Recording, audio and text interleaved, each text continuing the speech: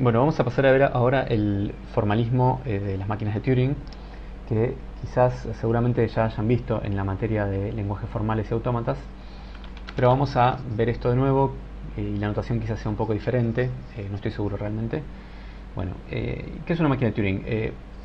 Una máquina de Turing es un formalismo muy parecido al de autómatas finitos, eh, con la diferencia de que las máquinas de Turing, además de tener un autómata, eh, la máquina tiene controla un cabezal que se mueve a lo largo de una cinta infinita. Entonces, uno tiene, o sea, hay una cinta infinita, digamos, que tiene celdas.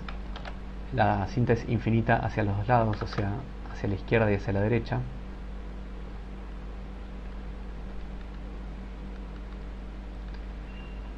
En cada celda de la cinta hay un símbolo.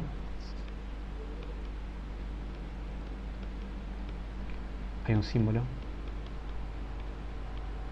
Hay un símbolo tomado de un conjunto eh, que se llama, que vamos a llamar gamma, digamos. Gamma es el conjunto de los símbolos de cinta.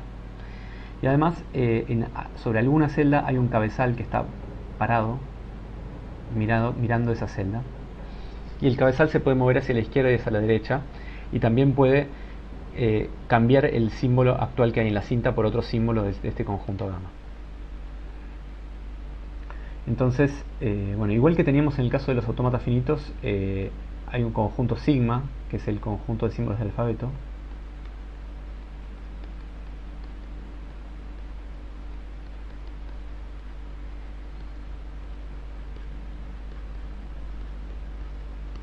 Y además está el conjunto este gamma, que es el conjunto de símbolos de cinta.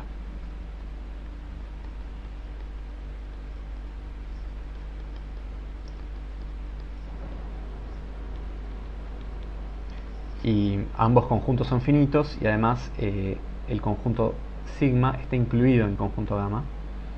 Y además en el conjunto gamma hay un símbolo especial que a veces lo vamos a anotar así, perdón, dice al revés, el pertenece. Lo vamos a anotar así y que representa el símbolo blanco, eh, que vamos a usar para representar que en esa celda no hay nada, digamos.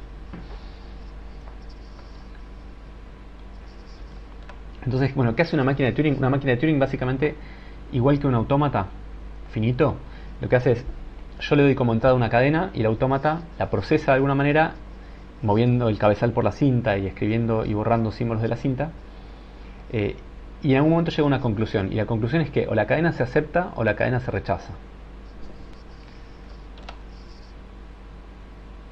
Eh,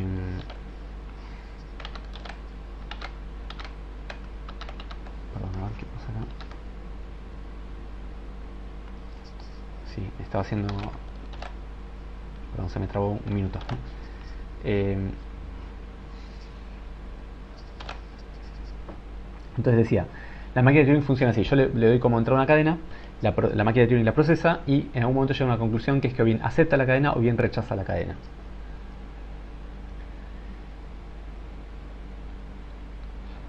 Entonces, por ejemplo, pongamos como ejemplo un problema.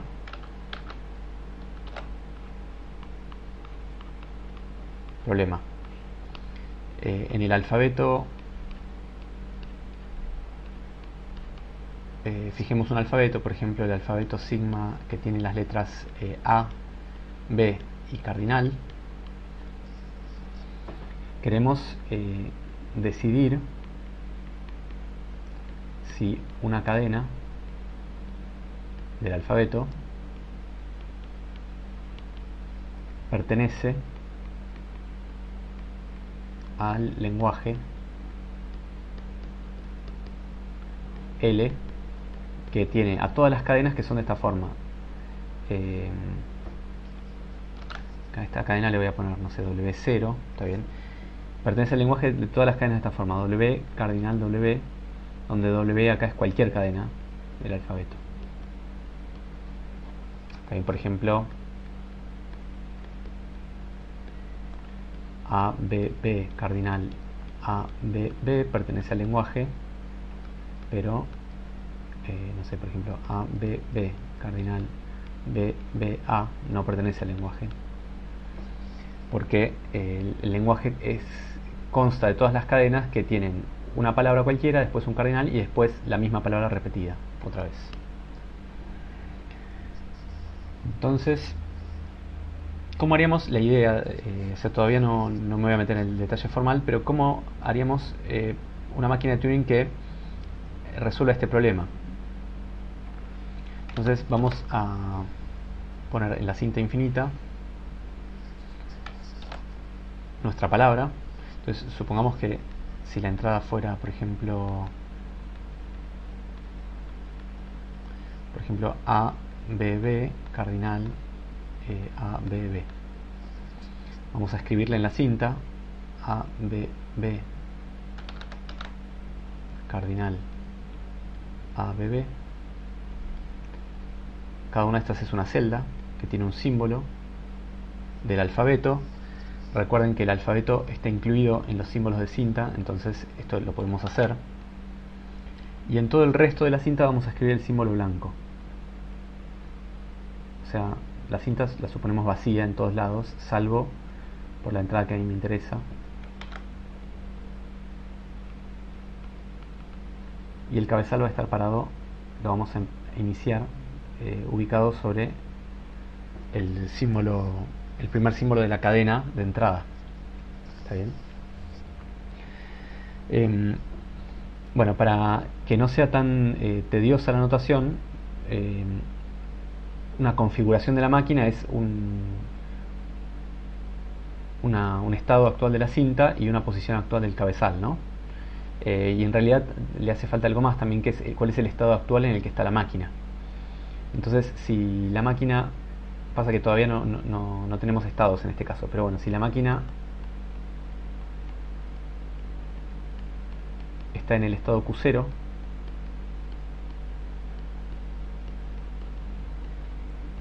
que sería el estado inicial de la máquina, vamos a escribir esa configuración de manera abreviada, así.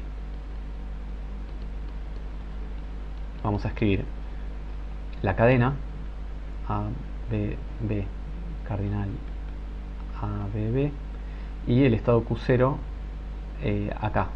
Lo vamos a escribir justo en la posición donde estaría el cabezal. ¿Está bien? Acá, como está parado sobre la A, ponemos el cabezal al lado de la A. Entonces, ¿qué haría la máquina? Bueno, lo primero que haría es ir explorando hacia la derecha y tratando de encontrar,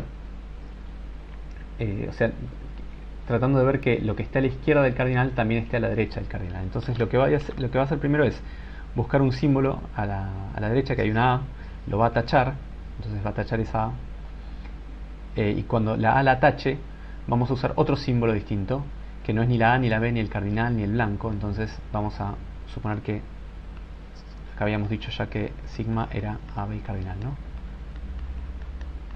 Bueno, ahora gamma va a tener que incluir a los símbolos de sigma, pero también va a tener el blanco y también va a tener un símbolo nuevo, que lo voy a llamar X, que representa un símbolo que yo taché. Entonces vamos a tachar esta A, vamos a poner una X, y el cabezal se va a mover a la derecha y va a pasar a otro estado, llamémoslo Q1, no sé bien qué estado va a ser, Q1 llamémoslo, cardinal ABB.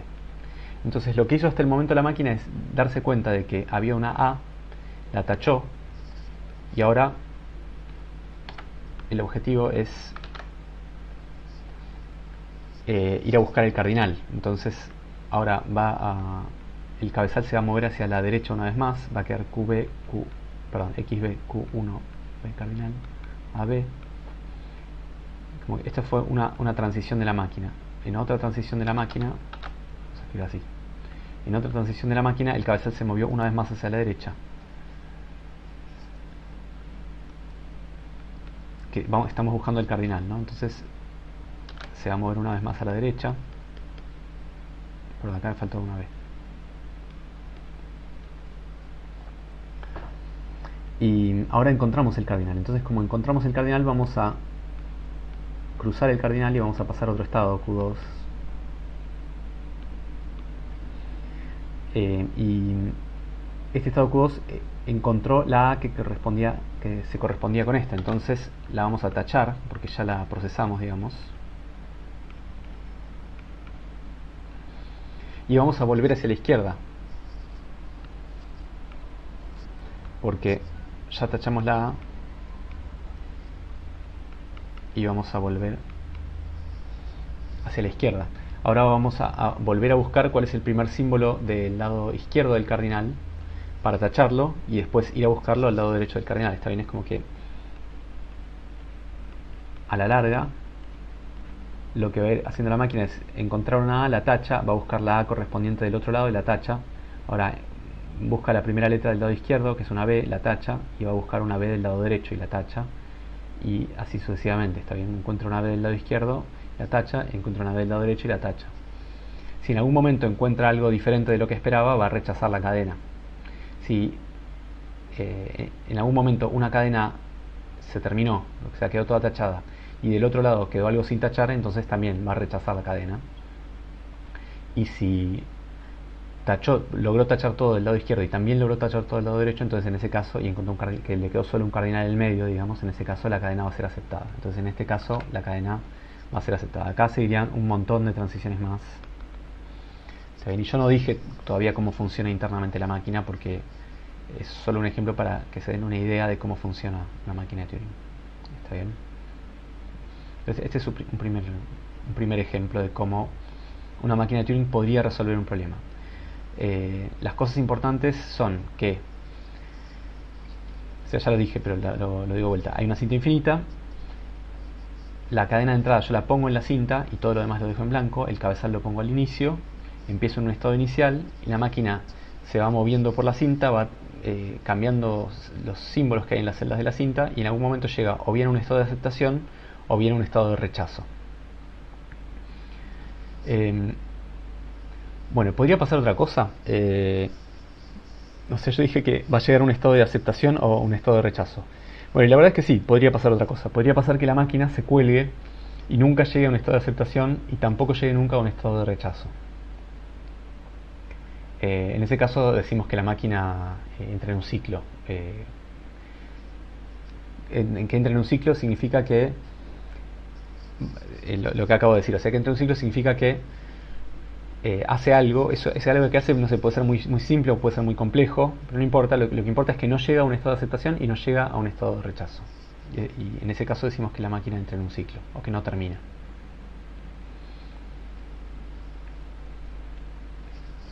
Entonces hagamos una definición un poco más precisa. Definición. Entonces, una máquina de Turing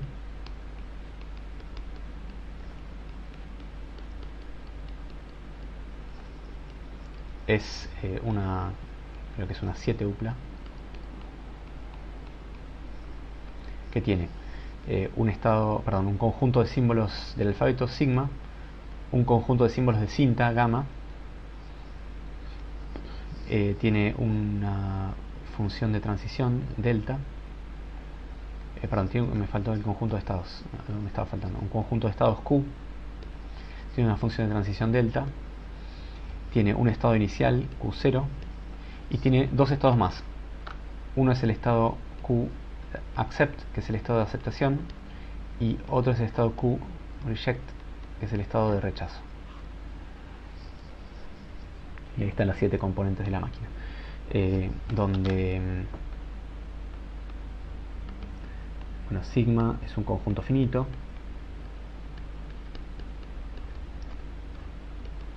que se llama el alfabeto. Gamma es otro conjunto finito, que es el conjunto de los símbolos de cinta, al que, como ya dijimos antes, el blanco pertenece a gamma y sigma está incluido en gamma. Q es un conjunto finito cuyos elementos se llaman estados.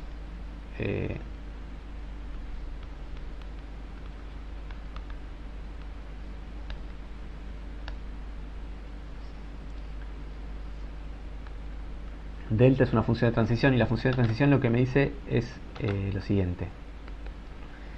Si yo estoy en un estado Q y en la posición actual de la cinta hay un símbolo gamma, que es un símbolo de la cinta, la función de transición me dice, primero, a qué estado voy a parar. Puedo ir a parar a cualquier otro estado, podría quedarme en el mismo, podría cambiar, no importa. O sea, no hay ningún requisito sobre eso.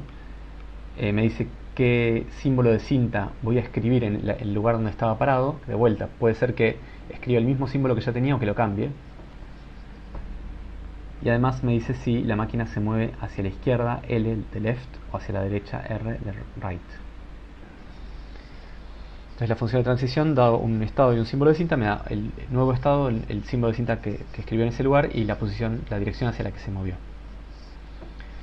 Bueno, y además Q0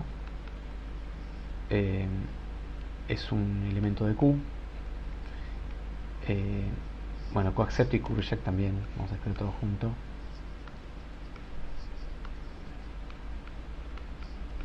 QAccept y QReject son símbolos del estado, son estados.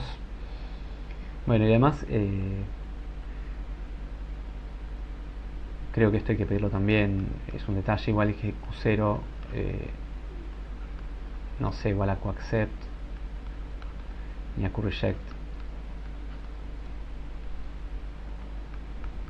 y que QAccept tampoco sea igual a QReject, está bien. O sea, el estado de aceptación y el estado de rechazo no pueden ser el mismo, y el estado inicial tampoco. Pero bueno, todos esos son detalles que creo que no cambian demasiado la cosa, porque estas máquinas no serían demasiado interesantes. Bien. Entonces, esta es la definición formal de una máquina de Turing.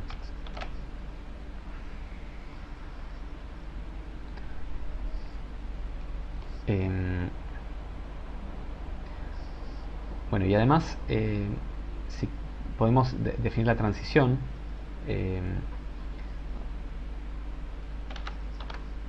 entonces vamos a dar una definición, una configuración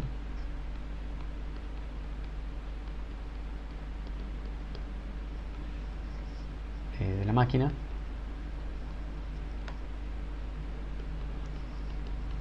es una tripla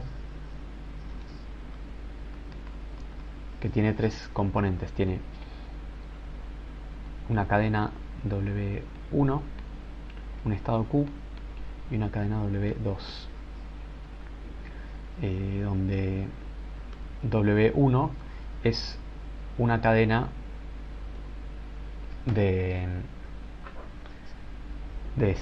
formada por los símbolos de la cinta. Q es un estado y W2 es otra cadena formada por los símbolos de la cinta. Por ejemplo,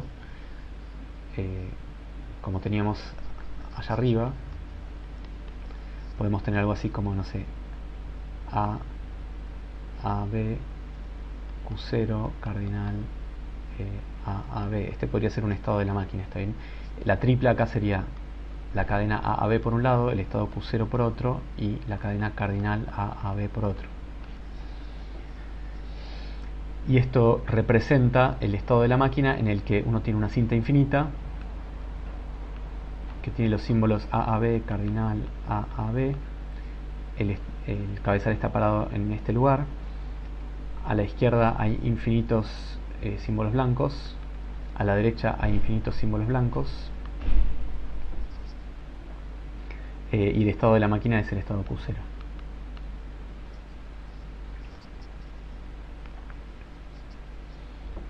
Y hay una transición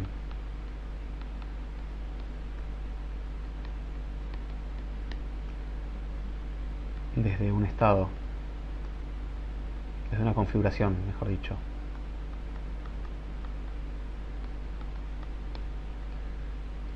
la voy a escribir así, sin escribirla explícitamente como tripla, ¿no? W1, Q. Q es un estado, W1 es una cadena. Acá voy a escribir un símbolo X, una cadena W2, o sea, todo esto es una cadena que empieza con el símbolo X, ¿está bien?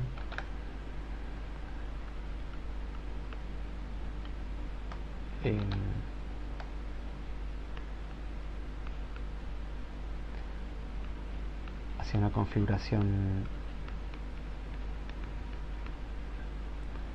W1 Y Q' W2 si la función de transición, o sea, yo estaba en el estado Q y estaba leyendo el símbolo de la cinta X,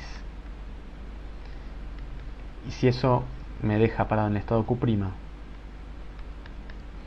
escribe el símbolo Y y se mueve hacia la derecha, entonces esta va a ser la transición en cuestión. Eso es cuando me muevo hacia la derecha. Y hay una transición hacia la izquierda.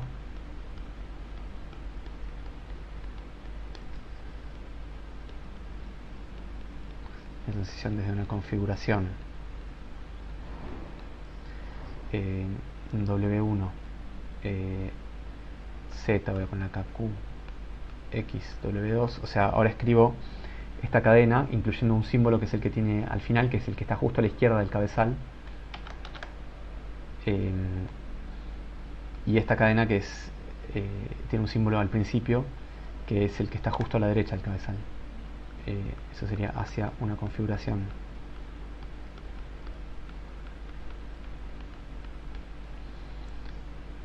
W1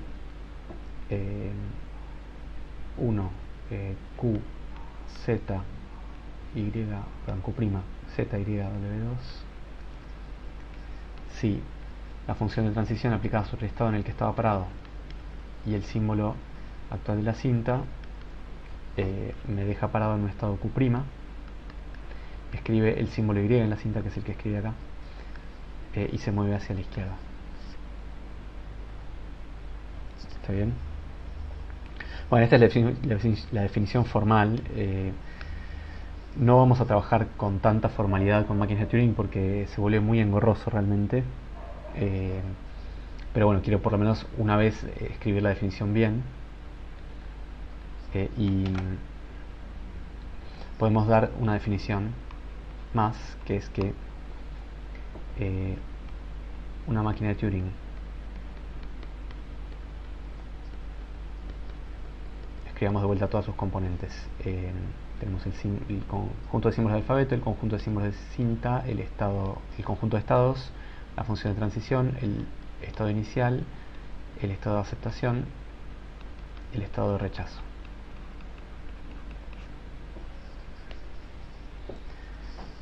Decimos que una máquina de Turing acepta una cadena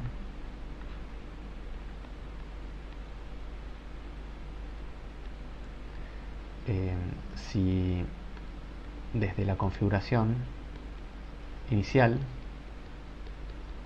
acepta una cadena W, si desde la configuración inicial, o sea, tenemos Q0W, fíjense que lo que hay a la izquierda es la cadena vacía epsilon, ¿no? Si esta configuración se alcanza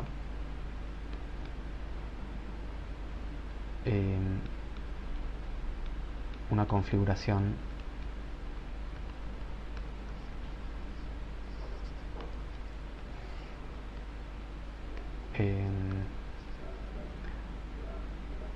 de la forma Q accept W1 W2 haciendo transiciones.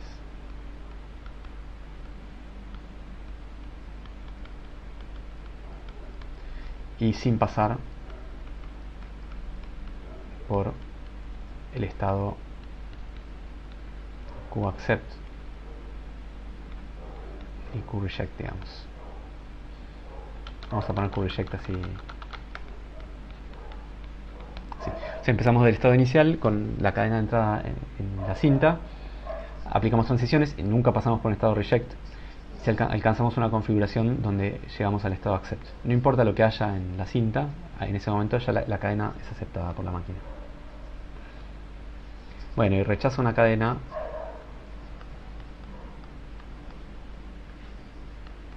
W si pasa algo parecido, ¿no? Si desde la configuración Q0W se alcanza haciendo transiciones, una configuración de la forma W1, Q2, perdón, Q reject W2 sin pasar por el estado Q accept.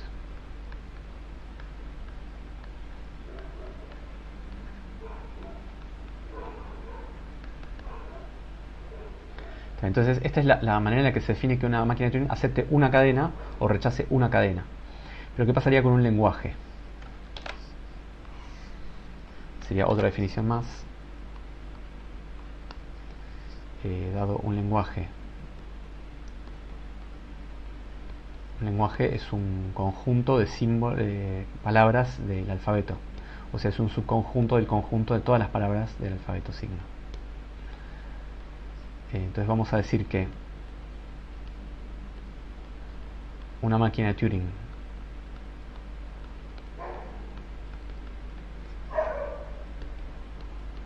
llamémosla M. Bueno, y vamos a tener va a tener dos partes esta definición. Uno, vamos a decir que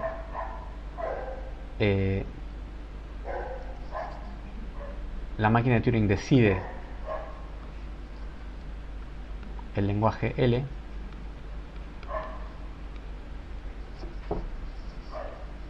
sí y solo sí.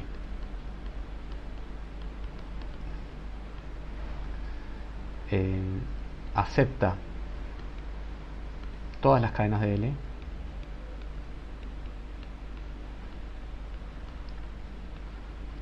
acepta todas las cadenas del lenguaje y rechaza todas las cadenas que no están en el lenguaje.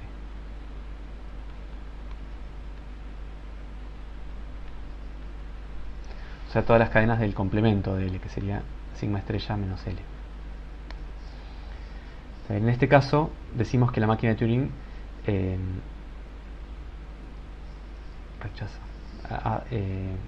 decide un lenguaje. ¿Está bien? Y hay otra cosa un poquito más sutil, digamos que es, podemos llamarla reconoce, creo que es la terminología que usa el libro, o a veces se puede llamar semidecide.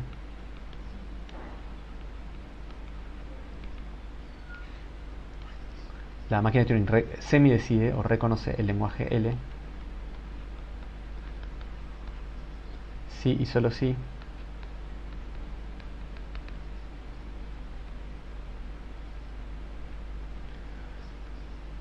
bueno, las cadenas de L las tiene que aceptar. Acepta todas las cadenas de L, igual que antes.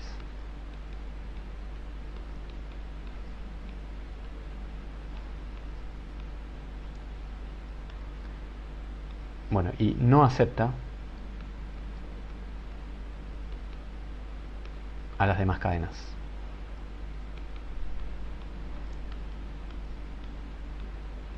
A todas las cadenas de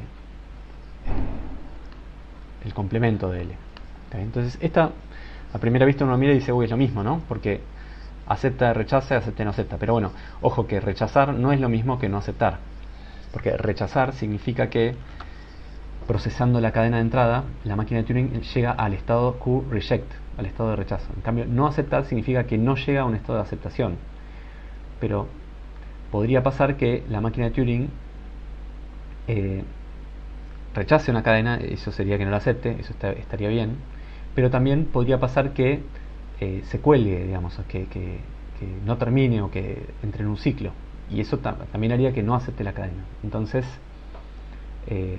obviamente, si M decide, o sea, si una máquina de Turing M decide un lenguaje L, decide L, digamos, decide a L, no sé cómo decirlo, decide L, entonces M reconoce el lenguaje L, o semi decide el lenguaje L, pero no vale al revés. ¿Está bien?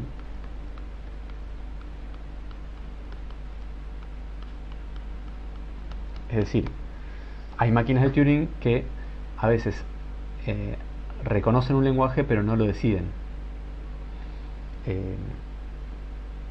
Por ejemplo, si uno hace una máquina de Turing que, no sé, cuando lee la cadena A, llega a un estado de aceptación, y si no lee la cadena A, entra en un ciclo, esa máquina de Turing reconocería el lenguaje que tiene la cadena A, pero no lo estaría decidiendo, porque habría cadenas que no son aceptadas, como la B, pero que no son rechazadas tampoco. ¿Está bien? Bueno, esta diferencia es un poco sutil, pero es muy importante en el contexto de la materia, porque va a haber muchos problemas que no vamos a poder decidir, pero sí vamos a poder reconocer. Esa es una sutileza, una diferencia importante. O sea, si quieren piensen en términos un poco más prácticos, para algunos problemas vamos a poder hacer un programa que nos devuelve un booleano que nos dice si el input que tenemos cumple con algo que nos interesa o no. Nos devuelve un bool y siempre termina en true o false.